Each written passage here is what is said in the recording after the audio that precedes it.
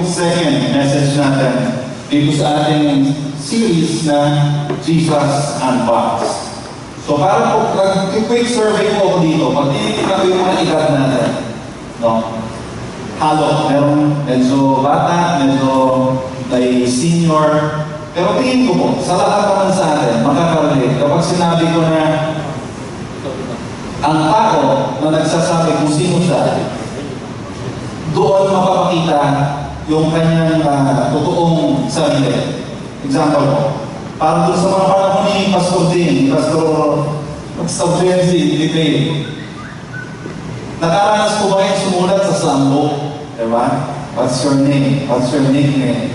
Who is your crush? What's the name of your pet? Diba? Yung pong mga bagay na yun, yung mga tanong na yun, ang sumasagot ay tayo. Para po sa mga bata,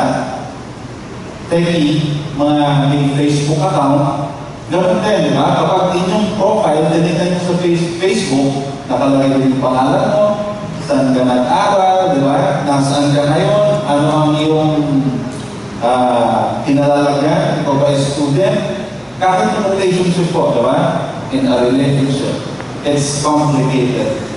Ibig ko sabihin, yung pinapakita po natin sa tao, sa pamamagitan ng slambook or Facebook, yung nagpapakita kung sino talaga tayo. At kung i-relate po natin yan sa ating series ngayon, Jesus Unboxed. Ganun din po. Ang tao po, marami pong alam, madaming ideya. Iba't ibang ideya kung sino nga ba si Jesus o ating Panginoong Jesus. Pero para po natin malaman, paano natin makilala ang gusto ng Panginoong Jesus, mas maganda po na pagkuhan natin source sa mismo, Jesus Himself. So pag sinek po natin yung Bible, sinek natin ang Biblia, rather than listen to what other people say kung sino nga ba si Jesus, check po natin mga Bibles. Ano ba talaga ang sinasabi ni Jesus tungkol sa kanyang sarili? At dito po papasok yung I am statements. Ito po yung pangalawang I am. Ito yung pangalawang I am. Diniscuss ni Pastor sa last week, yung unang I am. So ano po ang significance? Ano po ang importance na alam natin itong I am statements? Pero po dalawa. Ano yung una? First, it establishes the deep connection Jesus has with the Father. Bakit po? Kasi nung time po na sinasabi ni Jesus Christ po, nagsisermon siya, ang mga tao naghihintay, di ba? Gusto na makilala ng Panginoon Diyos o ang Diyos Ama. Si Jesus, yung dumating sa lupa, siya po nagsasabi, ako yung anak, ako yung Messiah. Yun yung relasyon nila. At kung titignan po natin, dahil sa pagsabi niya ng mga I am statements na yun, he is in fact saying that Jesus and the Father are one. Dahil po sa pagsabi niya yan, muntik na siya pa rin, di ba? Nakaambara po yung nababato sa kanya dahil sa galit. Pangalawa, ano po yung second reason? Bakit importante itong I am statement na ito? Second, it underlines for us the very nature of who Jesus is. It describes to us in clear and unmistakable way His very nature. So, kung maalala na yung series natin o yung sermon last week, pag sinabi ni Jesus na I am the bread of life, ano po isipin nyo nun? Diba? Pag-aaralan natin na siya yun. Isa lamang ang kailangan natin. Lahat ng pangangailangan natin, kaya niyo kong ibigay. Kung ano ba yung hinahanap natin, diba? Yung void na kulang natin sa ating sarili, sa yung mag-fulfill nun.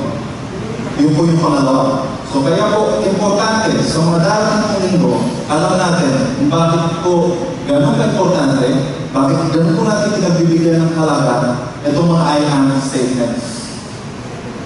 Para sa ngayong gabi po, nabasa niyo sa title na niya, sabi ni Jesus, I am the light of the world.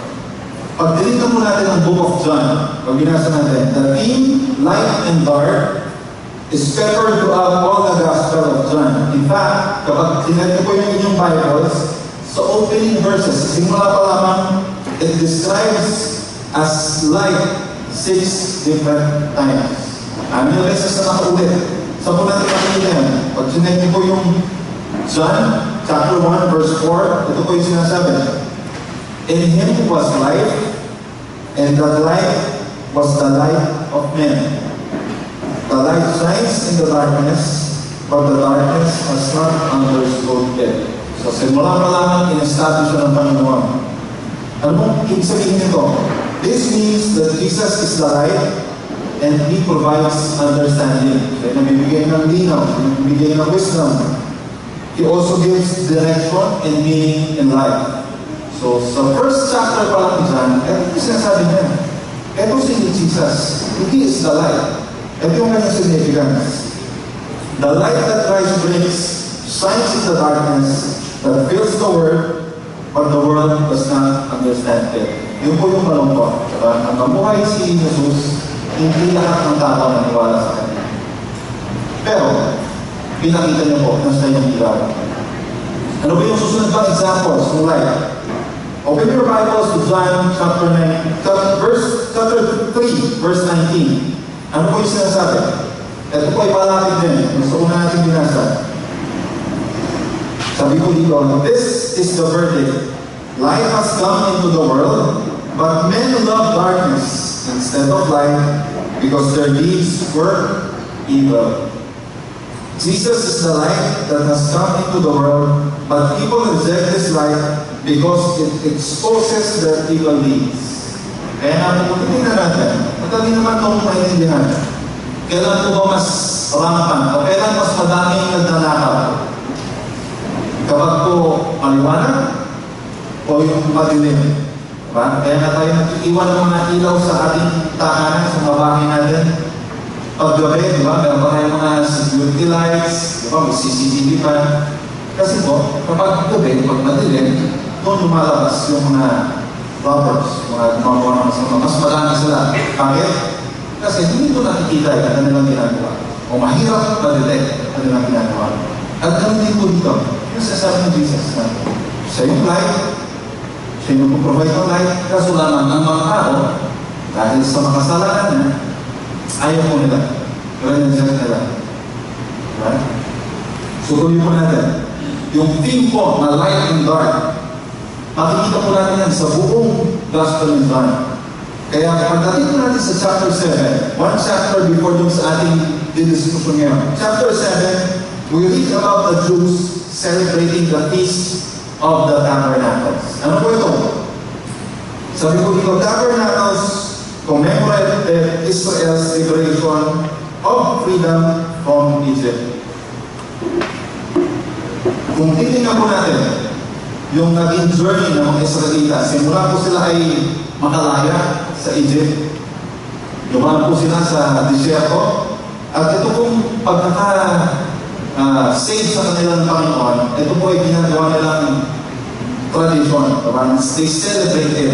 Kaya nga po, dito sa first day of this feast, there was a ceremony called illumination of the temple. Illumination of the temple. That involved the lighting of 4 large candelabra by the priest and each person present bringing their own lights. Sa atin po, siguro hindi natin ma-appreciate ito masyado. Kasi tingnan nyo naman, napaka-liwanag ng ating church, diba? Pagdapos mo sa kanto ng ilaw. Pero imagine po po, Panginoon, ang Panginoon Jesus. Kanilang source of light ay lamang mga lampara. Ito pong 4 large candelabras, mga lalaki at matataas.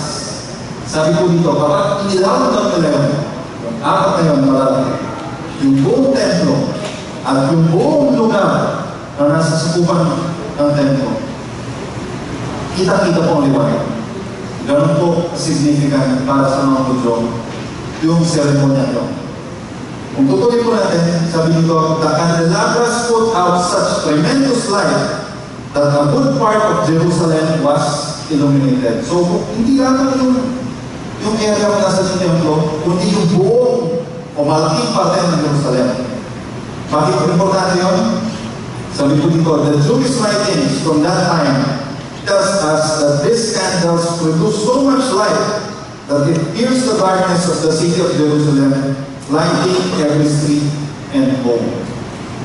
So, sa ngayon po, ewan ko kung napapansin ito, ang pinakamalaki na pwede ko pong maihalin tulad sa inyo dito ay kapag mayroong sale sa mall. Kapag napunta po kayo sa SM at mayroong sale, nakikita niyo maraming ilaw na kahit nasa Bacoor, yung SM Bacoor, pag binuksan nila yung ilaw, kita nyo, hindi tayo sa imos, kita natin. So, ganun po nakikita yung ilaw na maatrakan, makikita mo, lalapit ka. So, yun po yung ganun katindi yung ilaw. Tutuloy po natin. This brilliant light that occurred with the Feast of Tabernacles in John 7 is abruptly contrasted by the darkness of the last day of the feast. As chapter 8 begins, the shadow of darkness continues. Sabi po dito, kung sa 7, chapter 7, maliwanag, pag tuloy po tayo ng tasa pagdating sa chapter 8, madilim na po. Madilim.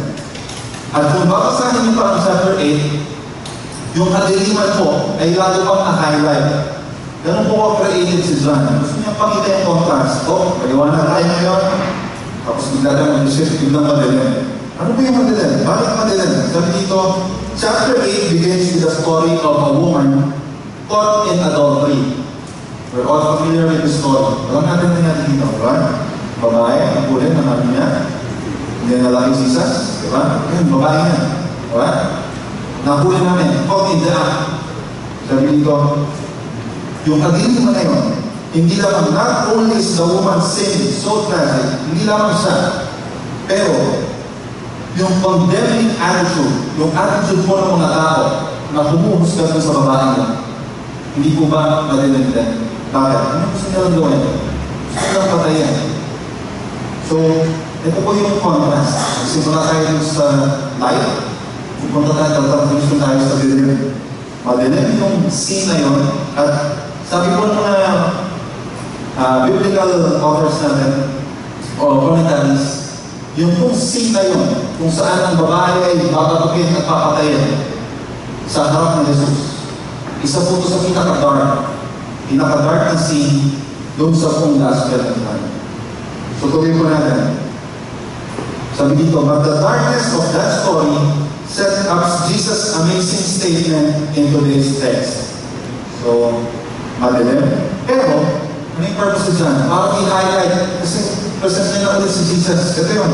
Sabi niya, it's important to know that when Jesus speaks, ito na po yun, chapter 8, verse 12, he was more than likely standing in the court of women.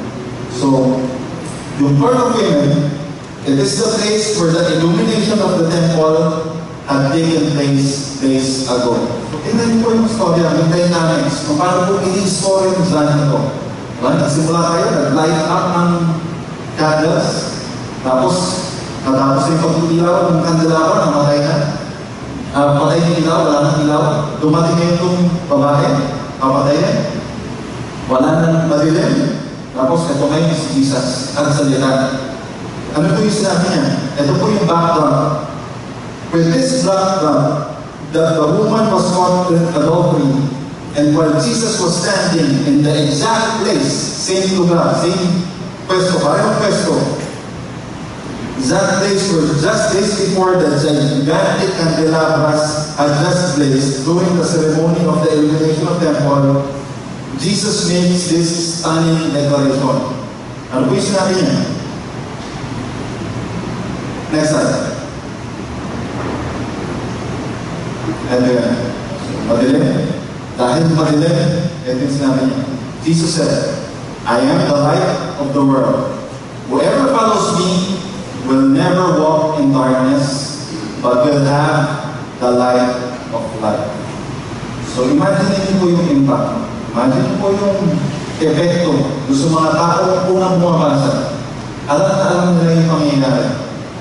Ito yung tradisyon, naliwanag, nang wala ng ilaw, tapos madilim na tagpo, tapos si Jesus biglang natatay, nakikiklaim, I am the light of the world. So ganun po katindi yung kanyang claim. Kaya kung titignan po natin, yung I am, kung babalikan natin, kung gano'n po ka-importante, just to highlight it, sabi dito, the words I am are emphatic in the original language. All of the I am statements points back to when God called Moses out of the burning bush. So kung babalikan natin ang ating story kay Moses, ito din yung ginamit ng salita, I am. Thus, each time Jesus makes one of the I am declarations, He uses the same language that God used to describe Himself when He spoke to Moses. So ganun po. Sige nyo, paano nagpakilala ang Panginoon, ang God the Father kay Moses? Si Jesus ngayon, kung paano niya na, gamit yung pinapakilala ng sarili niya sa mga tao. Diba? I am. Ganun po ka-significant yun. Tuloy po natin. It is clear that Jesus wants to connect the dots, to see that He is referring to Himself as God in the flesh. So, pasisisihin po natin.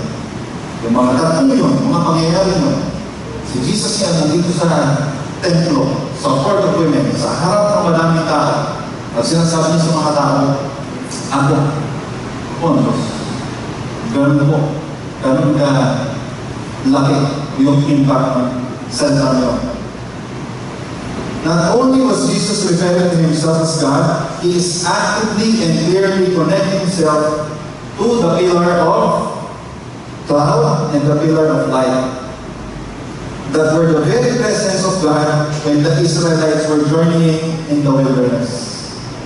So again, bumabalik po, hindi lang ginamit ni Jesus yung I am statement, yung image o yung picture na gusto niya makita, ma-imagine ng mga tao. Babalik ulit kay Moses at ang story nun.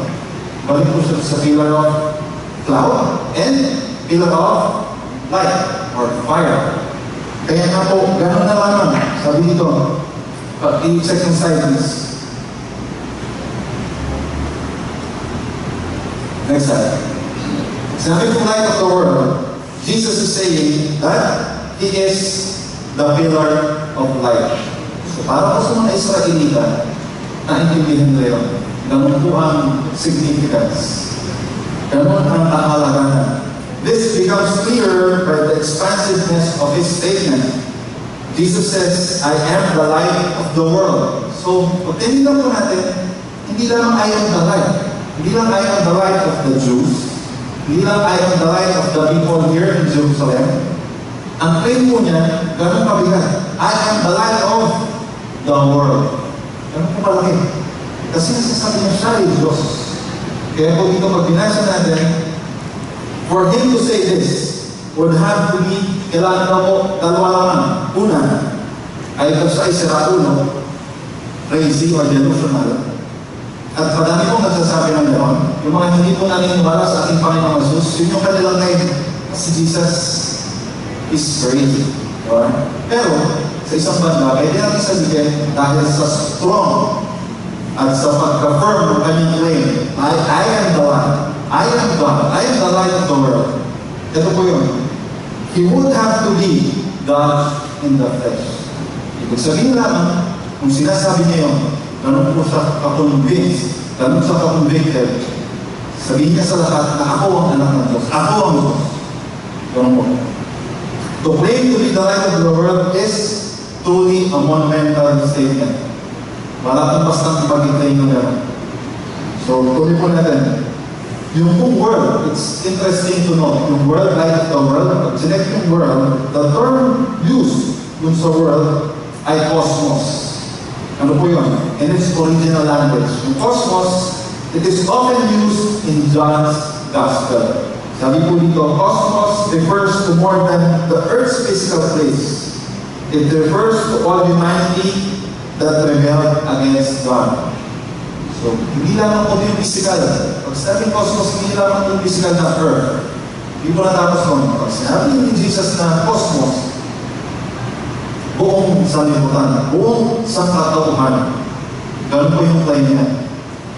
Kaya po pag sinek nyo ang ating favorite at memorized in John 3:16, ano sabi niya doon? For God so loved the world. Ano po yung world na yun? World, ibig sabihin, buong sangkatauhan na nag-rebelde. Buong sangkatauhan na makasalanan.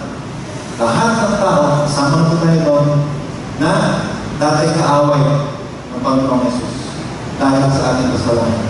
So, ganun po yung tingin. Ako ang Diyos ng mga taong ito. Ako ang Diyos ng mga mamamatay tao. Ako ang Diyos ng mga magnanakaw. Ako ang Diyos ng mga rapist. Ako ang Diyos. The list goes on. Pag sinabi niya po, I am the light of the world, sinasabi niya, ako ang Diyos ng buong sanlibutan. So that statement, ganun po ka-strong. At yung mga panahon yun, yung mga gusto, naiintindihan nila yun. Kaya yung iba, kumana, pero mas madami na galit. So tuloy ko natin. As a result, when Jesus says He's the light of the world, it means He's not just the light of the Jews. He's not just the light of the Christians, and He's just not the light of the Western nations. Ano po yung sabihin niya? Jesus is the light that can give true and lasting life to every human being who lives in darkness. We have that slide. Next one, please. Kaya po, yan ang significance. Ito po ang halagahan para sa atin ngayon. Kapag alam po natin na ang Diyos o si Jesus ay light of the world, alam natin na siya lamang at wala namang iba. He is the only true. He is the only one who can give true and lasting life sa lahat ng tao, sa lahat ng tao. So kung tatanungin ko ang bawat isa sa atin, are we living in this life? O meron kong konting nasa shadows? Ang buhay ko natin ngayon ay dahil natin masabi, nagsasay ang Panginoon o nandito po tayo sa isang kami na medyo malungkot, medyo gloomy, medyo madilim. Ito po yung magandang balita. We can always go to Him. Siya po ating light of the world. Ano po yung ibabang significance nun? Why is this important for us? Ano po pahalagahan ito? Kapag alam po natin na ang Panginoong Diyos ang ating light, we can be sure of three things. Atong bagay. Ano po yung mga bagay naman? The same way that God was the pillar of light and cloud for the Israelites as they journeyed through the wilderness, Jesus as light of the world refers to, una, His presence, pangalawa, His protection, at pangatlo, His guidance. At para po sa atin, tingin ko po ito ang pwede natin gamitin. Ito pwede natin paghuhutan ng lakas. Sa tuwing tayo po ay nawawala, nadidiskare ng konti, ng hihina, ng lulubaybay. Ito po yung significance. Ito po importante. Itong tatlong bagay na ito, kung tayo po ay uuwi mamaya, kung maaalala lamang natin itong tatlong bagay na ito, it will greatly help us. His presence, protection, and guidance. So tuloy mo natin. When Jesus said He is the light of the world, He is declaring Himself to be the very presence of God with us. So nung pinapakilala niya, siya ay nandito. Ibig sabihin, hindi po na tayo iiwan at palagi na tayo kasama. At hindi pong paulit-ulit na sinasabi niya. If you read the Bible, that is God's message. He loves us and He wants to be with us. Sabi ko po kanina, yung mga pagpapakilala natin o yung sarili natin, malalaman lang natin kapag nanggaling Jesus sa sarili natin yung statement. Hindi ko po kayo lahat kakilala. Hindi ko po, ang pagkakilala ko natin ay hindi pareho-pareho ang level. So, pero nung una po, naalala niyo, nung una kami nag-preach na alam, isa po sa mga pakiusap na hining ko sa inyo, kapag makikita niyo ako, ang tawag niyo po sa akin ay brother's life. So, bakit? Kasi yun po ang relationship natin dito. Pag sinabi ko kung I am a lawyer, I am a father, I am a husband, dinidescribe ko po yung sarili ko. Diba? Pero may mga bagay, at sigurado po ako, may mga bagay na ako lamang nakakaalam. At isa po sa mga ito, I'll give you a secret. One of my secrets. Isa po sa mga bagay na sabihin aking weakness ay takot po sa dugo. Kaya nga po siguro ako naging abogado kasi una, mahal kong magpa-doktor at hindi ako kayang pag-aralin ng magulang ko. Pangalawa, takot po ako sa dugo. Hindi ko kayang imagine ko pa lamang. Diba? Ikaw ay doktor, magdadissect ka ng ano-anong hayop. Diba? Palaka, pusa, tao. At lumaki po ako sa isang environment na gano'n. Kasi ang lolo ko po ay doktor at tuwing bisita ako sa kanilang hospital, baka nagkakaroon na sugatan, tutulan, gamay ng baka, nabaril, makikita po naghihingalo at namamatay. And so bakit po, hindi ko matagal sa image ko yun. Kaya kung mati ako ng ikakatak sa dulo, bakit ko sinashare ko sa inyo? I-relate ko lamang siya doon sa presence of God. About a month ago, ako po ay nagbugas ng plato. At sa kasaraan pala, nasugatan po ang aking daliri. May basa ko po, sino yung basa ng basan? Babasa ng basa at maliit lang naman kung not-damage. May tawag natin ito, hiniliit, may pinky. Kaso lamang, nung nasangin ko sa nasugatan siya, dahil sugatit ko baka hindi kayo makakain mamaya, pasensyahan niya na. Nagsumisirit ang dugo, it's flowing. So dahil takot na ako sa dugo, may panic na dumating sa akin. Hindi ko lang gagawin ko. Naisip ko lang biglaan, kailangan ko ng pressure. So, nakita ko sa taas, kung ako ng palya, pressure. Susunod kong gagawin, punta ako sa doktor. So, naisip ko, balik ko, may pamayag naman ako. Problema ko, hindi ko kaya mag-drive. Kasi baka mamaya matake ako, at dugo-dugo yung kamay ko, lalo na magka-problema. So, ano po yung next resort ko? Tawag ko kay Macy. Nawagan ko po yung asawa ko. Sabi ng San Luis, may emergency. Masugatan yung kamay ko. So siya, panic din. At siya po ay nakating sa dugo. Yun yung matindi doon. Sabi niya, huwag mo na i-describe. Ayaw ko makita. So, madaling sabi na, sundin niyo po ako at kami nag-rush sa hospital. Punta po namin sa emergency room yun na. Habang kunti-kunting binubuklat ang aking yung tawag, ang daliri ko. Pilit ko pong iniisip, Lord, you're with me. Kayo pong aming Diyos na kahit na maliit na bagay lang ito, pero alam nyo, parang akong nakakaawa sa sarili ko at the same time natutuwa. Bakit? Kasi despite of what is happening, pwede ko sabihin na, Lord, sa iyo ako naluluyan. Nandun si Macy, ang problema ko, kahit nandun yung asawa ko, alam ko mas takot siya sa akin. Kasi sabi niya na, huwag mapakita sa akin, baka mahimatay ako. Diba? Kung sa akin nangyari yan, alam mahimatay na ako. So, may kasama ako, pero hindi presence niya nandun. Kaharap ko, maghahamon pa kami ng kamay habang ino-opera ng doktor yung daliri ko. Pero, ang paulit-ulit ko nagdala ko sa isip ko, Lord, you are the God who gives. Napatunayan ko itong matagal na, you are the God who provides. Wala po siyang, hindi ko kami pinagtulang. Kaya dumating ko yung trials na kapakusin ka, pero biglang na dyan ang favor ng Panginoon. Napatunayan ako yun.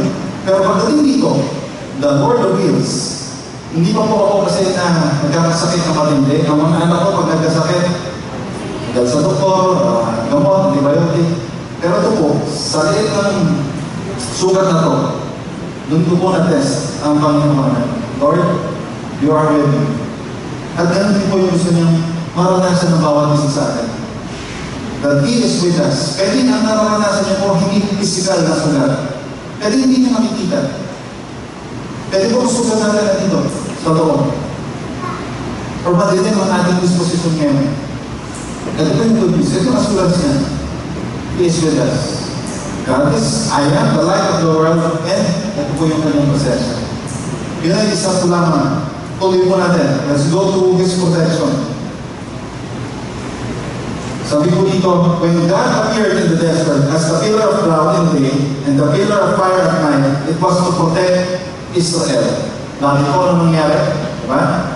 Kung ito yung umaga, kung dito yung pillar of cloud, protection po saan? Protection sa init. Diba? Nasa disyerto ka, maninit. So it provided comfort, provided faith. Pero pagdating ng gabi, madilim, malamig, madaming pwedeng umataking animals, diba? And have snakes and all sorts of creatures. pillar of light, pillar of cloud, pillar of light and fire, or fire. Yun po yung protection na binibigay ng Panginoon. So, hindi lang ang presensya, kung hindi protection din. Kaya po, kung titingnan natin, madami po sa atin ang takot sa dilim, diba? Hindi lang sa dugo, takot din sa dilim. Pero, mag-realize mo natin, at mapapaalala natin sa ating sarili, God protects us, He will never leave us, He will never forsake us, we can be confident. Ano po yung huli? Sabi dito, when Jesus says He is the light of the world, He means He is with us, He protects us, at kung huli, He guides us. Pag-iklit ng next slide. Sabi po sa Numbers, if you would check Numbers 9:17,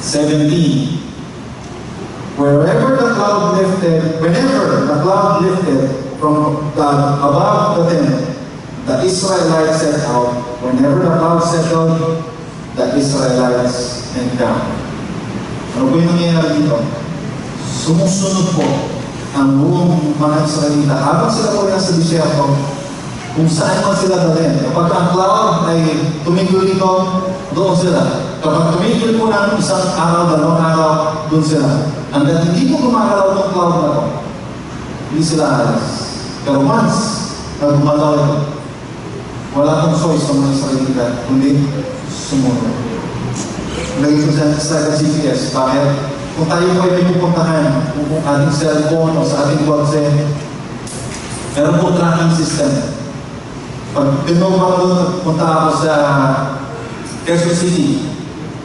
Pag nilagay mo Quezon City, kahit saan ka pumunta, ituturo at ituturo ka pa rin ng GPS, ng navigation system mo, doon sa Quezon City.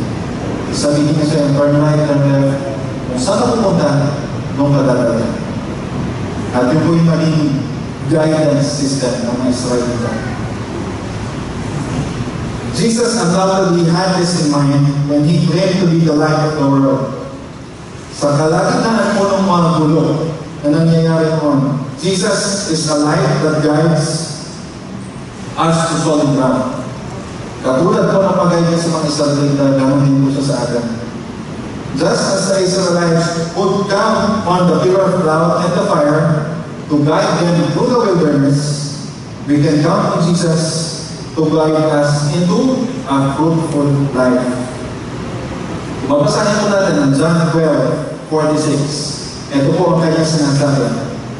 I have come into the world as light, so that no one who believes in me should stay in darkness. In other words, the Lord wants us to guide us out of the darkness and fear into light and fruitfulness. At ito po ay pinaliwanag pa ng ating Panginoon Jesus. Jesus explains how we can experience this guidance doon po sa ating binasa. Pag-ibig, sabi po dito, I am the light of the world. Whoever follows me will never walk in darkness, but will have the light of light. I-highlight ko po yung phrase na whoever follows. Kasi pag tinignan po natin, yung word, yung follows na salita, na word, hindi po ito one time in time. Hindi po ito katulad ng pagtanggap natin sa Panginoong Jesus na pag sinabi natin na Panginoong Diyos, ako po ay makasalanan. Tinatanggap ko kayo bilang aking Panginoon, tagapagligtas. Hindi po yun. Pero yung following, hindi po ganun. Sabi dito, to follow Jesus is an ongoing commitment to live with Christ as the Lord of our lives all day and every day. Walang tigil. Walang tapos. Maalala ko yung sa mga jokes nung dati ko natin pasok ito. Magkakabaw mo tayo. Kasi kung hindi na si Jesus Christ ang sinusunod natin, malaman si Satan. So dalawa lang yan. Either we follow Jesus or we follow Satan. So, aminin ka. Pero, once we do this, kapag sinunod po natin, kapag tayo ay sumunod sa Kanya, ano po yung mangyayari? When we do this, when we make a moment-by-moment habit of following the Lord, Jesus says, will never walk in darkness, but will have the light of life. Next slide, please. Light of life. Ano po ibig sabihin yan? Pag-i-equate sir. Sabi ko dito, only when we allow the light of the world, Jesus Christ, into our lives, can we begin to experience what the Lord calls the light of life. So, hinagay ko natin kanina na ang Diyos, siya ang light of the world. Tayo po, sumusunod sa Kanya. At kapag tayo po sumusunod sa Kanya, ano ba yung effect? Ito yung promise, ito yung pangako ng Panginoon. We will experience what the Lord calls light of life. Kung titignan po natin, para po itong isang hinalungtod, ganyan itong ihalungtulan sa isang halaman, kung isang bulaklak. Sabi po dito, for a seed to germinate, para po lumago o tumubo, and for a flower to bloom, it needs moisture, warmth, and sunshine. So basic to, alam natin ito, tayo ay nag-gardening, para tumubo, kailangan mabagay na ito. In a similar way, for us to develop into the fullness of our potential as human beings, we need the warmth of God's grace that's found only in Jesus Christ. So, ibig sabihin, para po tayo daw ay lumago bilang mga Kristiyano, bilang mga tagusunod ng ating Panginoong Jesus, kailangan po natin lumapit. Kaya nga po yung word na natin na whoever follows, kailangan po constant ang ating pagsunod para na-experience po natin kung anong buhay ang gusto po ng Panginoon sa bawat isa sa atin. Tuloy po natin. Another way of describing this, or another way to describe the light of life is an abundant life. Abundant, masagana. Jesus came to earth so that we might have life in abundance. In so many words, that's what He is talking to us about our text. Sabi ko dito, whoever follows me will never walk in darkness, but will have the light of life. The light of life is abundance. It is real life. It is fullness of life. And it is peace. And you'll have peace in your life. Ngayon, tatanungin ko tayo. Light of life, sabi ko natin. Ang question. Next time. Question. Ito po. Makita niyo yung inyong outline na po kung nilagay yung question dyan. You can copy this and you can discuss this later. If you're a Christ follower, but you're not experiencing an abundant life, why not? Bakit kaya? Kung tayo daw po ay mga tagasunod, o we claim to be Christians, we claim to be followers of Christ, pero hindi naman natin nararanasan yung fullness of life, yung abundance of life, o yung buhay na gusto ng Panginoong Diyos para sa atin. Bakit kaya? Do we have an idea? Ano po ang sinasabi? Let's take this. Meron pong dalawang rason. Una, sabi ko dito, sin. The first is sin. Sometimes we can let sin creep into our lives, and when that happens, we won't experience abundance. So kung titignan po natin, sa 1 John, chapter 1, verse 5 at 6, ito po yung sinasabi. Insert your Bibles. This is the message we have heard from Him and declare to you. God is light. In Him, there is no darkness. Darkness at all. If we claim to have fellowship with Him, yet walk in darkness, we lie and do not live by that truth. So, ibig sabihin, kung meron pong kasalanan sa ating buhay, kung meron tayong inaalagaan ng kasalanan, at paulit-ulit natin ginagawa, para po natin niloloko ang ating sarili. We are lying. Tayo po ay nagsisinungaling sa iba at sa ating sarili at hindi sa ating Panginoon. Bakit? Kasi sabi niya, kung tayo daw po ay tagasunod niya, kung mga kasalanan ating ginagawa, kung nagdudumihan ko sa ating buhay, ito po ay dapat natanggal natin. Ano po yung sinasabi ko dito? This text teaches us that sin opens the door for darkness to come in our lives, and when that happens, it hinders our fellowship with God. So sin is one reason we might not be experiencing the abundance of God as for us with the Lord. So kung titignan po natin, marahil na-experience na rin ang bawat sa atin dito. Hindi po ba kapag tayo ay nagsimulang mahulog ng kasalanan, natapat na tayo ng manalangin. Susunod dyan, natapat na tayo ng kukusan ng ating Bible. Susunod kahit yung pagdating sa church, medyo kakatamaran na rin natin. And even to fellowship, kung kakita ka ng ibabang Kristyano, medyo iwas ka na. Bakit? Kasi ganun po. Ganun po tayo dinibisip ng kaaway. And that's how Satan operates. Minumulat po niya tayo na hindi mo makailangan dito ka na lang sa atin. Mas masaya dito. Diba? Yun po yung reason. Pangalawa, ano po yung second reason? Apathy. This is a big word. Ano po ibig sabihin ng apathy? Dapat tayo naminin dyan dyan. Apathy, pakiklik. Lack of interest, enthusiasm, or concern. Ibig sabihin, walang pakialam. Petits lang, or malay ko, pakialam ko.